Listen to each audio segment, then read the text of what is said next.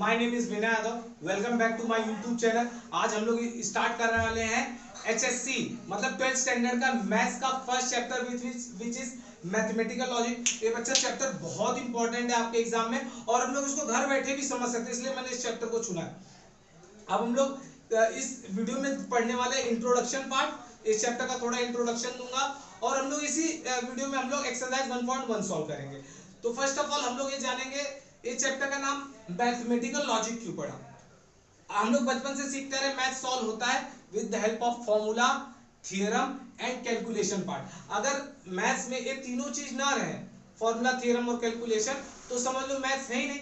लेकिन ये चैप्टर एकमात्र ऐसा चैप्टर है जिसमें तीनों भी नहीं, मतलब फॉर्मूला भी नहीं है, थियरम भी नहीं, कैलकुलेशन भी पार्ट नहीं है, तो भी ये मैथ्स में है।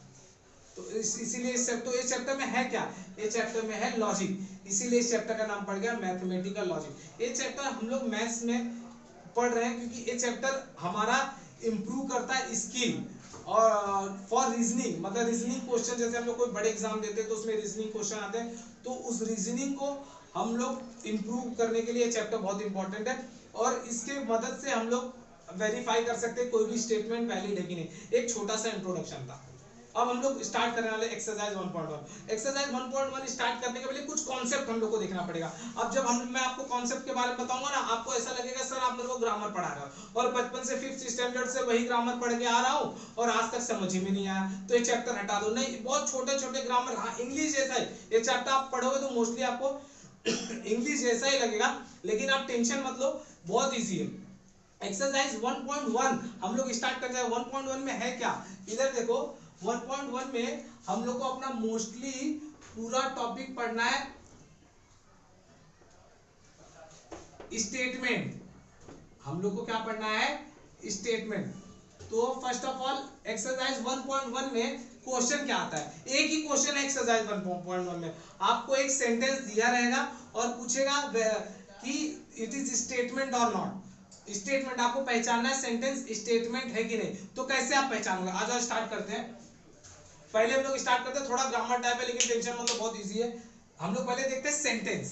What is sentence. बच्चों को मालूम है सेंटेंस क्या होता है। सेंटेंस मतलब ग्रुप ऑफ वर्ड, मतलब बहुत सारे वर्ड को कहीं से भी उठा के इकट्ठा कर दो लेकिन उसका कुछ मीनिंग निकलना चाहिए। मतलब group of word having meaningful sense, जिसका कुछ मतलब निकले उसी को हम लोग सेंटेंस बोलते हैं। आपको मालूम होगा सेंटेंस क्या होता है, टेक्स्ट बुक में आप लोग पैराग्राफ में बहुत सारे सेंटेंस रहते हैं, उसको सेंटेंस मतलब group of word having some meaningful sense. अब सेंटेंस कितने टाइप के बच्चा, 3 टाइप के, assertive sentence, interrogative sentence and exclamatory sentence. मैंने लिख के रखा है ताकि वीडियो शॉर्ट में अच्छे से बन जाए। आ जाओ, सेंटेंस के कितने टाइप है, first assertive sentence, interrogative sentence and third one is exclamatory sentence. अब आपको लगेगा सर हम लोग कैसे पहचानेंगे कौन सा सेंटेंस किस टाइप का है। कोई भी सेंटेंस जो एंड होता है विद फुल स्टॉप, समझ गए ना, कोई भी सेंटेंस जो एंड होगा with full stop is assertive sentence, समझ गए। फुल स्टॉप से एंड हुआ तो असर्टिव सेंटेंस। और कोई भी sentence which end with question mark is known as interrogative sentence. और कोई भी sentence which end with exclamatory mark is known as exclamatory sentence. आपको समझ में आ गया होगा, फिर से बोलो, आप लोग बोलो मेरे साथ। सेंटेंस कितने टाइप के होते हैं, 3 टाइप के। First one is assertive sentence, second one is interrogative sentence, third one is exclamatory। ये भी समझ गए, assertive end with full stop, interrogative sentence end with question mark and exclamatory sentence end with exclamatory sentence। अब मैंने आपको question क्या बोला 1.1 में हम लोग को क्या पूछने वाला है, verify whether the given sentence is statement और नॉट। मतलब आपको एक सेंटेंस दिया, वो बोला वेरीफाई करो वेदर द गिवन सेंटेंस, जो सेंटेंस आपको दिया है इज स्टेटमेंट और नॉट, स्टेटमेंट है कि नहीं। तो इधर जरा ध्यान देना, आपको मैं डायरेक्टली बताऊं, मैंने क्या बताया, देखो interrogative sentence end with question mark. देखो एग्जांपल भी दिया, how many friend do you have, आपके पास कितने, देखो क्वेश्चन मार्क है ना, इंट्रोगेटिव सेंटेंस है। आपको डायरेक्टली बता रहा हूं इंट्रोगेटिव सेंटेंस स्टेटमेंट नहीं होता, याद कर लो, इंट्रोगेटिव सेंटेंस स्टेटमेंट नहीं होता। सेकंड देखो exclamatory sentence end with exclamatory mark, देखो end with exclamatory mark, oh what a beautiful hotel it is. देखो मैं शरीर से वैसे भी मोटा हूं, अपने को खाने पीने की बात हमेशा याद रहती है, इसलिए मैंने होटल की बात किया है यहाँ पे, what a beautiful hotel it is. तो देखो एक्सक्लेमेटरी मार्क है ना, तो एक्सक्लेमेटरी सेंटेंस हो गया, ये भी स्टेटमेंट नहीं होता। हम लोग को पहचानना है स्टेटमेंट है कि नहीं। तो देखो ना बिंदास कि इंट्रोगेटिव सेंटेंस भी स्टेटमेंट नहीं है, एक्सक्लेमेटरी सेंटेंस भी स्टेटमेंट नहीं है, तो स्टेटमेंट है कौन? असर्टिव सेंटेंस स्टेटमेंट हो सकता है। इसका मतलब अगर आपके सेंटेंस के एंड में फुल स्टॉप है तो हो सकता है वो स्टेटमेंट हो। उसके 3 चांसेस है, आपको भी समझा देता हूं क्योंकि असर्टिव सेंटेंस के 3 टाइप है। फर्स्ट इज डिक्लेरेटिव सेंटेंस, याद रखना, first one is declarative sentence, second one is imperative sentence and third one is open sentence. अब आपके मन में आएगा कि हम लोग सर एंड में फुल स्टॉप है, हम लोग क्वेश्चन पेपर में जाके कैसे पहचानेंगे कि weather it is declarative, imperative और ओपन सेंटेंस? बहुत इजी बच्चा, आपको डायरेक्टली ये भी बता दे रहा हूं, ये जो आपका डिक्लेरेटिव सेंटेंस है ना बेटा, declarative sentence this is statement, और आपका इंपरेटिव सेंटेंस स्टेटमेंट नहीं है, और आपका ओपन सेंटेंस भी स्टेटमेंट नहीं है। इसका मतलब डिक्लेरेटिव सेंटेंस असर्टिव सेंटेंस का है वही स्टेटमेंट है। तो आप अब पेपर में कैसे पहचानोगे? व्हाट इज, अब आपको तीनों का बता देता हूं आप कैसे पहचानोगे। First one is declarative sentence, how can you identify whether the statement is declarative, imperative और ओपन? फर्स्ट वन इज कि ऐसा सेंटेंस जिसका आंसर चाहे ट्रू हो चाहे फॉल्स हो, कोई भी, चाहे ट्रू ही होना चाहिए चाहे फॉल्स ही होना चाहिए, मतलब ग्रुप जिसका यूनिवर्सल ट्रूथ हो, जिसका जवाब सबको पता हो। जैसे फॉर एग्जांपल 2 into 3 = 6, 2 3 जा 6, ट्रू और फॉल्स। एक बच्चे फर्स्ट स्टैंडर्ड में भी जाओगे तो भी चिल्लाएगा, सारे बच्चे एक साथ बोलेंगे ट्रू, इसका मतलब इसका आंसर खाली ट्रू है ना, तो ये डिक्लेरेटिव सेंटेंस है। जैसे for example Gandhi ji is father of nation, एक एक इंडियन को मालूम है Gandhi ji is father of nation, ये ट्रू है कि फॉल्स है? ट्रू, तो सबका जवाब ट्रू में है ना, तो इसीलिए डिक्लेरेटिव सेंटेंस। जैसे फॉर एग्जांपल मैं आपको एक एग्जांपल देता हूं, और 150 रुपए की 150 का नोट एग्जिस्ट करता है, जैसे फॉर एग्जांपल 150 रुपीस का नोट इंडिया में एग्जिस्ट करता है, तो सबका आंसर क्या आएगा? फॉल्स। मतलब फॉल्स आया ना, कोई बोल सकता है हाँ एग्जिस्ट करता है, ट्रू नहीं, सबका आंसर आएगा फॉल्स। इसीलिए डिक्लेरेटिव सेंटेंस है। मतलब डिक्लेरेटिव सेंटेंस मतलब ऐसा सेंटेंस जिसमें आंसर यूनिवर्सल ट्रूथ हो। यूनिवर्सल ट्रूथ का मतलब जिसका जवाब सबको पता हो, whether it is true whether it is false, उसी को बोलते हैं डिक्लेरेटिव। समझ गए? Second one is imperative sentence. Imperative sentence का मीनिंग ही होता है ऑर्डर, रिक्वेस्ट, सजेशन। याद रखना, इंपरेटिव सेंटेंस मतलब ऑर्डर, रिक्वेस्ट, सजेशन। आपको कोई भी सेंटेंस पढ़ के आपको लग रहा है रिक्वेस्ट कर रहा है, या रिक्वेस्ट मतलब प्लीज बोल दिया, या ऑर्डर कर रहा है या सजेस्ट कर रहा है, वो इंपरेटिव सेंटेंस है, आपको पढ़ के फील होगा, वो स्टेटमेंट नहीं है। And third one is open sentence. Open sentence मतलब एक ऐसा सेंटेंस जिसका कोई हाथ पैर है ही नहीं, मतलब वो ट्रू में भी आ सकता है फॉल्स में भी आ सकता है, उसके दोनों। मैंने क्या बताया, डिक्लेरेटिव सेंटेंस का आंसर क्या रहेगा? चाहे ट्रू चाहे फॉल्स, दोनों में से। लेकिन ओपन सेंटेंस जो होता है उसका आंसर ट्रू भी हो सकता है और फॉल्स भी हो सकता है। जैसे एग्जांपल एक ले लेता हूं, Ranveer Singh has good dressing sense. Ranveer Singh की ड्रेसिंग सेंस बहुत अच्छी है, बहुत सारे जितने टिकटॉकर है सबको उसकी ड्रेसिंग बहुत अच्छी लगती रहेगी, सब लोग बोलेंगे यस ट्रू। लेकिन गांव में चले जाके पूछोगे रणवीर सिंह का कि ड्रेसिंग सेंस कैसा, बहुत लोग बोलेंगे कुत्ता दौड़ा लेगा। तो इसका मतलब समझ जाओ सबका क्या आंसर सेम आ रहा है। गांव वाले लोग बोल रहे हैं फॉल्स, उसका ड्रेसिंग सेंस उनको अच्छा ही नहीं लग रहा है, और यहाँ पे कुछ अच्छे अपने जो कूल डूड लोग हैं उनको उसका ड्रेसिंग बहुत सेंस अच्छा लगता है।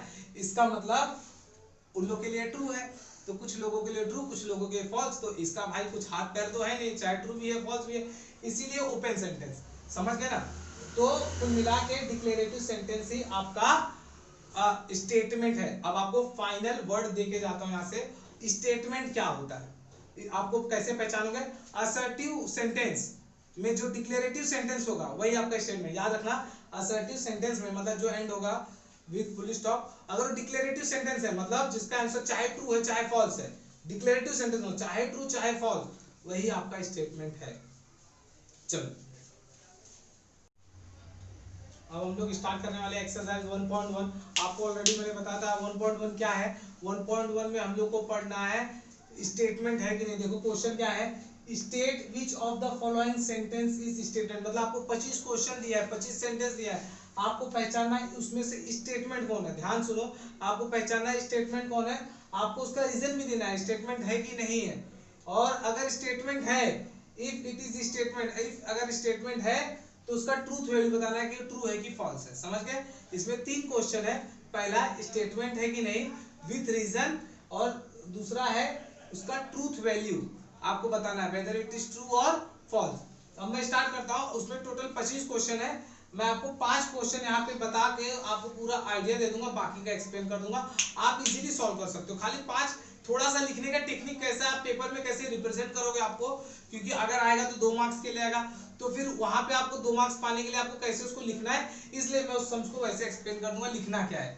आपको 5 सम्स में आइडिया हो जाएगा, बाकी मैं आपको एक्सप्लेन कर दूंगा।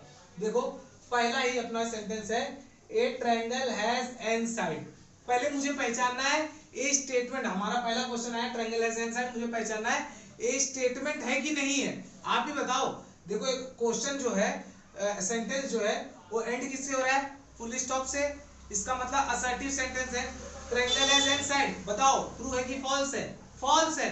ट्रायंगल हैज एन साइड, आप सबको मालूम है ट्रायंगल मतलब क्या होता है, जिसके 3 साइड होते हैं, 3 साइड होते हैं ना, एन साइड होता है क्या, नहीं, तो ट्रू है कि फॉल्स है, फॉल्स है। Triangle has 3 side not an side, तो फॉल्स है। इसका मतलब ये असर्टिव सेंटेंस भी और डिक्लेरेटिव भी है, सबके लिए फॉल्स है, क्योंकि सबको पता है ट्रायंगल में 3 साइड होते हैं।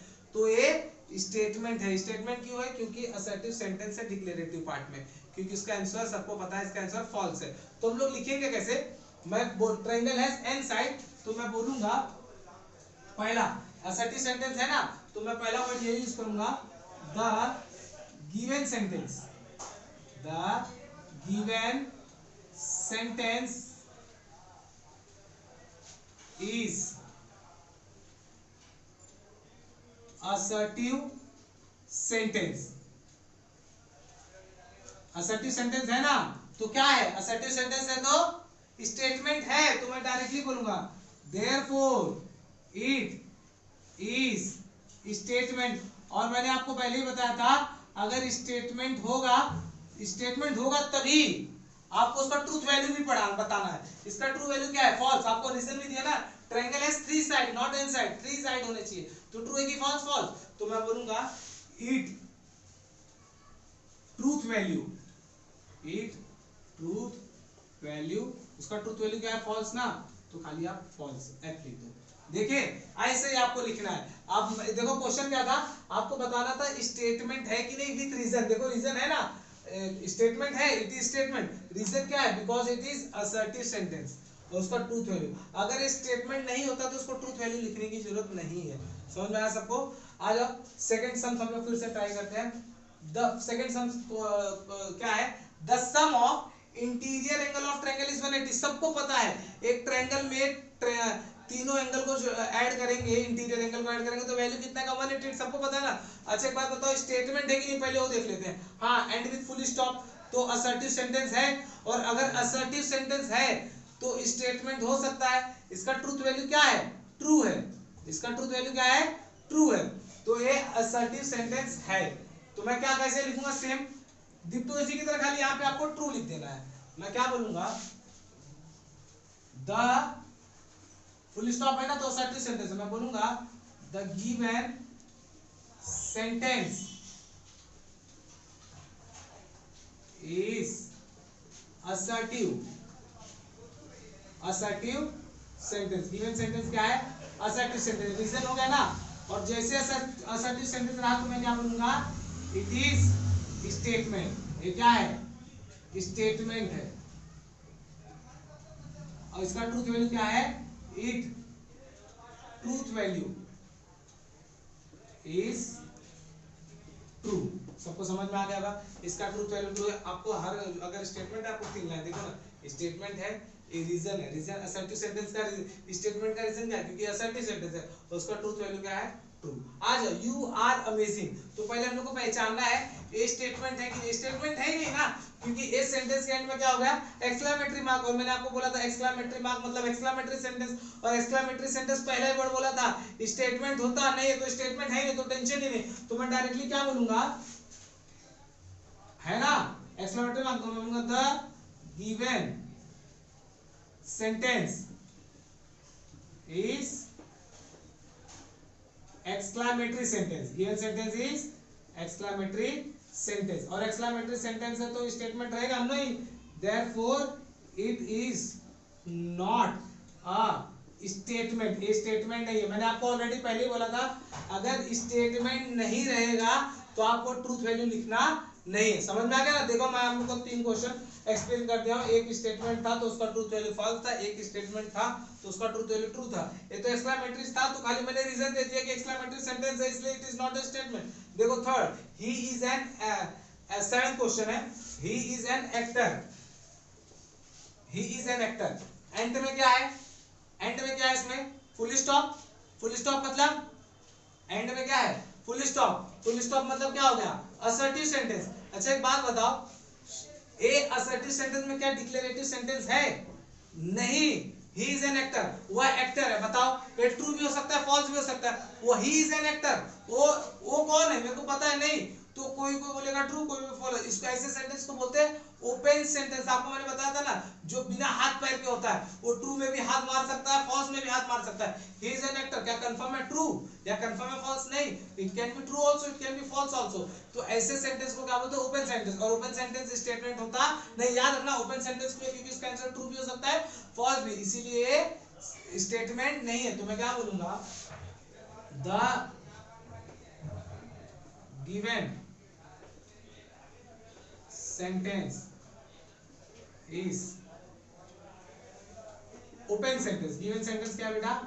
Open sentence. ओपन सेंटेंस है, therefore it is not a statement. ये स्टेटमेंट नहीं है, ओपन सेंटेंस। मैंने आपको बताया था जब उसका आंसर डिक्लेरेटिव टाइप में होगा, वेदर इट इज ट्रू और फॉल्स, असर्टिव के बाद भी, तो तभी वो स्टेटमेंट होगा। Last question is do you eat lunch yet? This is question and with question mark. देखो ना क्वेश्चन मार्क है तो क्या हो गया? Interrogative sentence. Interrogative sentence statement होता नहीं, मैंने आपको पहले ही बताया था। तो इसको भी लिखेंगे कैसे? मैं बोलूंगा the given sentence, the given sentence is interrogative sentence. और इंट्रोगेटिव सेंटेंस है तो बेटा स्टेटमेंट नहीं रहेगा, तो डायरेक्टली बोलेगा it is not a statement. खत्म हो गया ना? तो देखो अब इतने क्वेश्चन पढ़ने के बाद हम लोग को क्या पता चला? हम लोग को लिखने का तरीका मालूम हो गया। तो अब अपने पास 25 क्वेश्चन टोटल है। ये तो शायद से मैंने 5 ही क्वेश्चन सॉल्व किया है। आगे के क्वेश्चन आपको खाली पढ़ के बता दूंगा स्टेटमेंट है कि नहीं, कौन सा टाइप है, और ट्रू अगर स्टेटमेंट है तो ट्रू है कि फॉल्स। आप डायरेक्टली इस पैटर्न में बना के लिख सकते हो।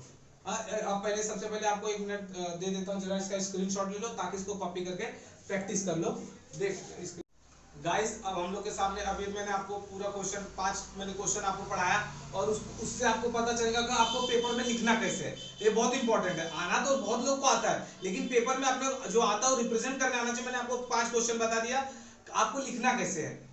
आपने उसमें देखा होगा, आपको इंट्रोगेटिव सेंटेंस भी मिला होगा, एक्सक्लेमेटरी भी मिला होगा, ओपन सेंटेंस भी मिला होगा, और स्टेटमेंट भी मिला, किसी का आंसर ट्रू था फॉल्स, आपको सब पता चल गया। अब ये आपके पास 25 क्वेश्चन है, सॉल्व करना पॉसिबल नहीं। मैं आपको बहुत सारे जितने क्वेश्चन है सबका खाली मैं बता दूंगा स्टेटमेंट है कि नहीं, रीजन थोड़ा सा, और वैल्यू ट्रू है कि फॉल्स, और विद रीजन मैं आपको समझा भी दूंगा कि वो ट्रू क्यों है और फॉल्स क्यों है।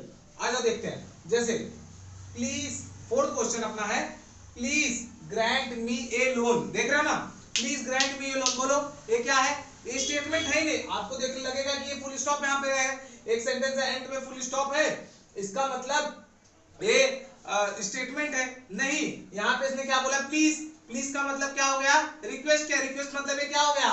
It is imperative sentence. ये क्या है बेटा? इंपरेटिव सेंटेंस है, इंपरेटिव। इसका मतलब इंपरेटिव सेंटेंस है, इसका मतलब स्टेटमेंट नहीं है। तो ट्रूथ वैल्यू बताने की जरूरत ही नहीं। समझ गए ना कि इंपरेटिव सेंटेंस है? क्यों? क्योंकि प्लीज बोला, मैंने बोला था ऑर्डर हो, रिक्वेस्ट हो, सजेशन हो, वो कहां पे आएगा? इंपरेटिव सेंटेंस में। तो आपको आंसर में क्या लिखना है? The given sentence is imperative sentence, therefore it is not an statement. खत्म। आ जाओ। Under root of -4 is an irrational number. Is an irrational number. आपको पता होना चाहिए इररेशनल नंबर क्या होता है? जो नंबर अंडर रूट के अंदर रहेगा। एक नंबर कोई भी, जैसे फॉर एग्जांपल इरेशनल नंबर मतलब √5 is irrational number. A irrational number है अंडर रूट के, लेकिन अगर उसके अंदर माइनस आ गया अंडर रूट के, वो तो कॉम्प्लेक्स नंबर आ जाता है। समझ में आया ना? आपने 11th स्टैंडर्ड में आपने कॉम्प्लेक्स नंबर पढ़ा होगा। अंडर रूट है, अंडर रूट के अंदर माइनस है, तो ये क्या हो गया? Complex number. तो बोलो अंडर रूट ऑफ -4 क्या है? इरेशनल नंबर की complex number. It is complex. Under root के अंदर माइनस है तो कॉम्प्लेक्स नंबर है। इसका मतलब ये देखो, ये फुल स्टॉप है, इसका मतलब असर्टिव सेंटेंस है, लेकिन ए कॉम्प्लेक्स नंबर है, इसका मतलब फॉल्स है। तो मैं क्या बताऊंगा, ए क्या है, ए असर्टिव सेंटेंस है। This is assertive sentence. Assertive sentence है तो उससे क्या होगा, ए स्टेटमेंट है, स्टेटमेंट है, और इसकी ट्रूथ वैल्यू फॉल्स होगी, फॉल्स। फॉल्स समझ गए ना, क्यों, क्योंकि यहाँ पे कॉम्प्लेक्स नंबर होना चाहिए था। आ जाओ, x square minus 6x plus 8 equals to 0 implies x equal to -4 और x इक्वल टू -2। आप, दिस इज क्वाड्रेटिक इक्वेशन है, क्वाड्रेटिक इक्वेशन है, आप इसको सॉल्व करो और देखो क्या यही आंसर आएगा। मैंने ऑलरेडी सॉल्व किया हुआ है और मैंने देखा इसका आंसर है x equal to 4 and x equal to 2, मतलब 4 और 2 आंसर है, लेकिन 4 एंड 2 है, -4 -2 आंसर नहीं आने वाला है। इसका मतलब इसका आंसर यहाँ पे रॉन्ग दिया है, दोनों x का वैल्यू 4 है और 2 है, -4 -2 नहीं है। तो ये कुल मिला के क्या है, ए असर्टिव सेंटेंस है, स्टेटमेंट भी है, लेकिन फॉल्स है। फॉल्स क्यों, समझ में आया ना, क्योंकि ए वैल्यू रॉन्ग दिया है।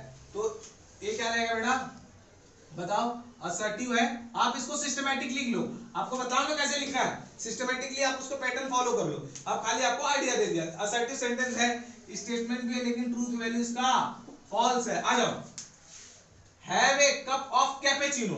कैपेचिनो एक टाइप का कॉफी होता है, ज्यादा आइडिया मेरे को भी नहीं है। आ जाओ, have a cup of cappuccino. अब बताओ, have a cup of cappuccino ये क्या है, फुल स्टॉप तो दिख रहा है, असर्टिव सेंटेंस है, हाँ, लेकिन एक डिक्लेरेटिव सेंटेंस है, have a cup of cappuccino मतलब ऑर्डर कर रहा है कि कैपेचिनो पियो, तो इसका मतलब क्या हो गया है, ए इंपरेटिव सेंटेंस है, ही इज ऑर्डरिंग, वो ऑर्डर कर रहा है, ए इंपरेटिव सेंटेंस है। तो मैं क्या करूंगा, इंपरेटिव सेंटेंस है मतलब स्टेटमेंट है ही नहीं, ट्रूथ वैल्यू का टेंशन ही नहीं, तो मैं बोलूंगा ये क्या है, it is imperative sentence and it is not an statement, statement नहीं है। समझ में आ गया ना, जो जो कैंसिल किया उसका मतलब स्टेटमेंट नहीं है, और जो जो राइट है इसका मतलब स्टेटमेंट है। आपको समझ में आ गया होगा। आ जाओ, x प्लस वाई का whole square equal to x square, x plus y का whole square equal to x square plus 2xy plus y square for all x y belongs to real number. हाँ, x plus y का whole square नहीं समझ में आ रहा है, ये वाला नहीं समझ में आ रहा, छोड़ो, खाली इतना समझ लो, x प्लस वाई का होल स्क्वायर का क्या है फॉर्मूला, राइट लिखा है, हाँ राइट लिखा है। तो कुल मिला के ए एक स्टेटमेंट है, असर्टिव सेंटेंस है। तो मैं क्या बोलूंगा यहाँ पे, ये क्या है, मैं बताऊंगा this is assertive sentence, assertive sentence, इसका मतलब स्टेटमेंट है, और ट्रूथ वैल्यू क्या है, ट्रू। कैसे पता चला, क्योंकि ए जो वर्ड है एक फॉर्मूला है जो हम लोग 7th स्टैंडर्ड 6th स्टैंडर्ड से पढ़ते आ रहे हैं, बचपन से बताया जा रहा है, x प्लस वाई का whole square equal to x square plus 2xy plus y square. इसका मतलब ए राइट है, ए ट्रू है। आ जाओ 11th क्वेश्चन देखते हैं। Every real number is a complex number. क्या सारे रियल नंबर कॉम्प्लेक्स नंबर होते हैं? नहीं, सारे रियल नंबर कॉम्प्लेक्स नंबर नहीं होते। ज्यादा डीप में इसमें नहीं जाएंगे। कुल मिला के सारे रियल नंबर में जीरो एक ऐसा नंबर है जिसको 1 बोलेंगे तो एक बार कॉम्प्लेक्स नंबर में मान सकता हूं, 2 बोलेंगे कोई भी रियल नंबर ले लो, लेकिन जीरो को कॉम्प्लेक्स नंबर में हम लोग कंसीडर नहीं कर सकते। तो every real number is not a complex number. लेकिन फुल स्टॉप है, इसका मतलब इसका आंसर फॉल्स है। असर्ट फुल स्टॉप है मतलब असर्टिव सेंटेंस है। तो मैं क्या बताऊंगा, ये दिस इज असर्टिव सेंटेंस। ये क्या बेटा, असर्टिव सेंटेंस। इसका मतलब स्टेटमेंट है, ट्रूथ वैल्यू क्या आएगा, फॉल्स आएगा, फॉल्स, क्योंकि every real number is not a complex number. आ जाओ अगला question, 1 is a prime number. नहीं, 1 is not a prime number. Prime number start with 2। Prime number कभी भी 2 से शुरू होता है। बहुत लोग मैक्सिमम, मुझे पता है बहुत लोग बच्चे लोग से अगर आप पूछेंगे कि टेल मी प्राइम नंबर, तो उन लोग क्या करेंगे, 1 से स्टार्ट करेंगे। नहीं, प्राइम नंबर स्टार्ट होता है तो 2 से, तो 1 is not a prime number. लेकिन असर्टिव सेंटेंस है, तो मैं, लेकिन फॉल्स है, तो मैं क्या बोलूंगा, it is assertive sentence. Assertive sentence है, और जब बेटा असर्टिव सेंटेंस है तो क्या होगा, ये स्टेटमेंट है, और इसका ट्रूथ वैल्यू क्या है, फॉल्स है। आ जाओ, with the sunset the day and. Sunset होता है तो डे खत्म होता है, राइट है, असर्टिव सेंटेंस है, स्टेटमेंट भी है, और इसका वैल्यू ट्रू है। सनसेट होता है तभी तो डे एंड होता है, तो हम लोग क्या बोलेंगे, इट इज असर्टिव सेंटेंस। क्या बताएंगे, इट इज असर्टिव सेंटेंस। और स्टेटमेंट असर्टिव सेंटेंस है तो स्टेटमेंट होगा ही, और इसका ट्रूथ वैल्यू क्या होगा, ट्रू होगा। समझ में बच्चा। आ जाओ 14 क्वेश्चन देखते हैं। इसमें लिखा है 1 फैक्टोरियल इक्वल टू 0। नहीं, गलत है। 1 फैक्टोरियल का आंसर 1 आता है। आपको मालूम होगा फैक्टोरियल कैसे फाइंड आउट करते हैं? नहीं मालूम होगा तो थोड़ा सा बताता हूं। जैसे 2 फैक्टोरियल का मतलब होता है 2 into 1, 3 फैक्टोरियल का मतलब होता है 3 इंटू 2 इंटू 1। वैसे 1 फैक्टोरियल का आंसर 1 आता है, इसका मतलब 1 फैक्टोरियल इक्वल टू 0। ये क्या हो गया, फॉल्स हो गया। तो एक कुल मिला के असर्टिव सेंटेंस है। ऐसा सेंटेंस इक्वेशन दिया तो असर्टिव सेंटेंस है, तो मैं क्या बताऊंगा, इट इज असर्टिव सेंटेंस। ये क्या है, असर्टिव सेंटेंस है। तो स्टेटमेंट रहेगा, लेकिन इसका ट्रूथ वैल्यू क्या है बच्चा, फॉल्स है, फॉल्स। आ जाओ अभी लास्ट क्वेश्चन देखते हैं इसमें। 3 प्लस 5 इज ग्रेटर देन, बोलो 5 प्लस 3 कितना होता है, 8। 5 प्लस 3 इज 8। क्या 8 इज ग्रेटर देन 11? क्या 8 बड़ा है 11 से? नहीं, तो फॉल्स है। तो ए इसका मतलब ए असर्टिव सेंटेंस है।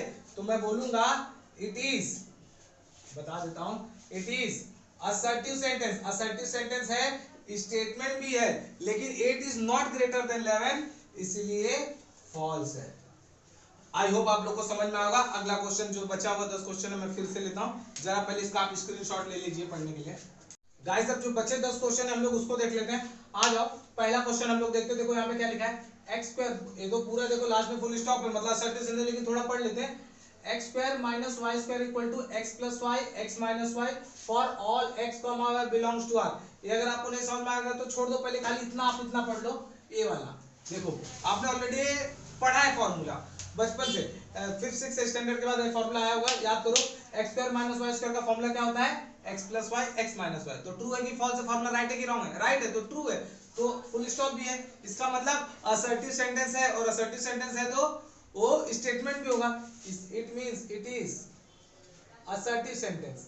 असर्टिव सेंटेंस है ना, तो क्या होगा बेटा, ए स्टेटमेंट भी है, और फॉर्मूला राइट है कि रॉन्ग है, राइट है, तो इसका ट्रूथ वैल्यू आपका ट्रू रहेगा। आ जाओ, the number 2 is only even prime number. सही बात है, दो 2 एकमात्र ऐसा नंबर है जो इवन नंबर भी है, प्राइम नंबर भी। इवन नंबर मतलब 2 के टेबल में जाने वाला, और प्राइम नंबर मतलब जो किसी के टेबल में नहीं जाता। तो 2 is the only even prime number है, ट्रू है। तो फुल स्टॉप भी है, तो मैं क्या बोलूंगा, this is what, this is assertive sentence. ये क्या है बेटा, असर्टिव सेंटेंस है। असर्टिव सेंटेंस है तो स्टेटमेंट होगा, और उसका ट्रूथ वैल्यू क्या है, ट्रू है। आ जाओ, the coplanar line are either parallel और इंटरसेक्टिंग। कोप्लेनर का मतलब क्या होता है, अगर कोई दो लाइन एक ही प्लेन के अंदर है, एक ही प्लेन के अंदर, तो हम लोग कोप्लेनर बोलेंगे। इधर देखो दो कोप्लेनर, अगर दो लाइन किसी प्लेन में है तो चाहे लोग एक दूसरे को इंटरसेक्ट करेंगे, और इंटरसेक्ट नहीं करेंगे तो क्या होगा, पैरेलल होगा। हाँ ये बात सही है कि अगर दो लाइन है किसी प्लेन के अंदर तो it can be either parallel और intersecting, then it is true.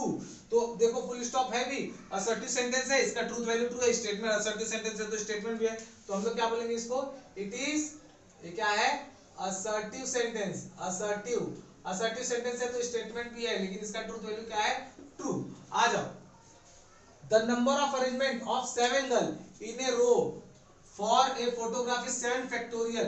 ये एक्सक्लेमेटरी का साइन नहीं है, this sign is for factorial, full stop है।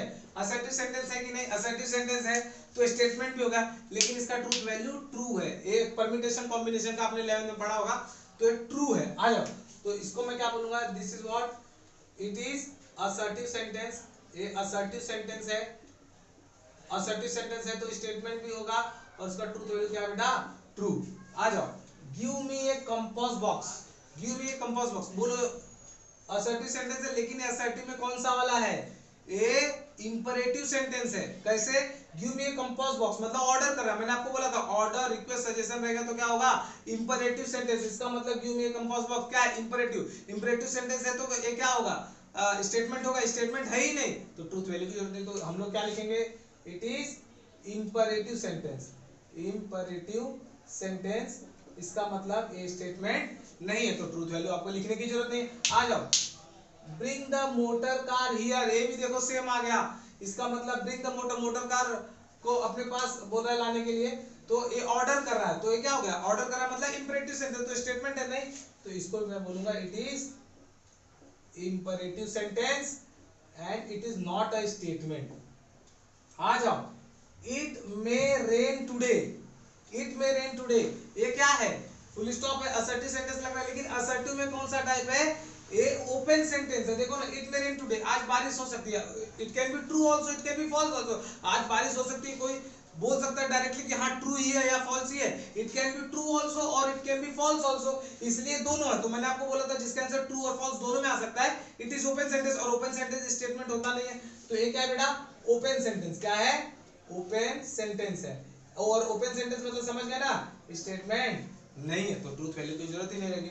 आ जाओ, if a plus b is greater than 7, a plus b को ऐड करते हो तो is less than 7, sorry a plus b is less than 7, a plus b less than, छोटा है 7 से, और a का वैल्यू 0 से बड़ा है, इसका मतलब a is greater than equal to 0 का मतलब a इज पॉजिटिव, इसका मतलब है the value of a is positive, and b is greater than equal to 0 का मतलब b इज पॉजिटिव, इसका मतलब ये क्या बोल रहा है, ध्यान दो, a प्लस बी को ऐड करने पे जो वैल्यू आएगा इट इज स्मॉलर देन 7, लेकिन a भी पॉजिटिव है b भी पॉजिटिव वैल्यू है, और बोल रहा है a should be less than 7 and b should be less than 7। हाँ इट्स ट्रू, a और b का वैल्यू 7 से छोटा होना चाहिए। अगर 7 से a का वैल्यू, किसी एक का भी वैल्यू अगर 7 से बड़ा हो गया, जैसे फॉर एग्जांपल 7 से बड़ा 8 ले लूंगा, 8 ले लूंगा, तो अपने आप b का वैल्यू माइनस में आ जाएगा, तो ए रॉन्ग हो जाएगा, ये पॉजिटिव वाला, इसका मतलब ए ट्रू है, स्टेटमेंट है। तो मैं क्या बोलूंगा बेटा,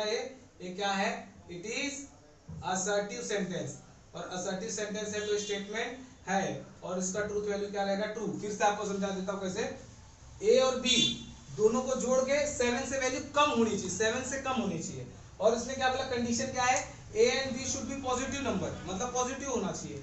अब यहाँ पे बोला ए का वैल्यू 7 से स्मॉल होना चाहिए, बी का वैल्यू 7 से, हाँ क्यों, अगर किसी भी एक का वैल्यू अगर उससे बड़ा हो गया 7 से, ए का वैल्यू अगर 7 से बड़ा होगा तो बी नेगेटिव हो जाएगा, इसमें पुट करेंगे, अगर ए का वैल्यू 7 से बड़ा होगा, अगर पुट करेंगे सॉल्व करेंगे तो बी का वैल्यू नेगेटिव हो जाएगा, तो ए कंडीशन खराब हो जाएगा, इसलिए फॉल्स हो जाएगा, एक ट्रू है।